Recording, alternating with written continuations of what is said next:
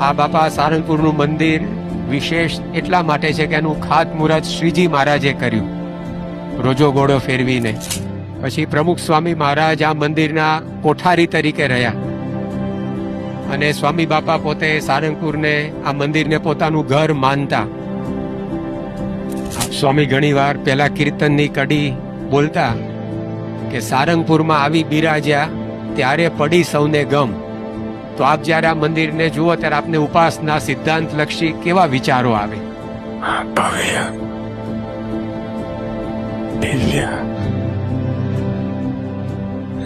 મંદિર જ જુદું પડે તો મહિમા તો અપરંપાર છે. શ્રીજી મહારાજ ને સંબંધી મહારાજે બધું ઘણું બધું કર્યું છે અને એને લગતું મંદિરની મહત્તા તો બહુ જ છે.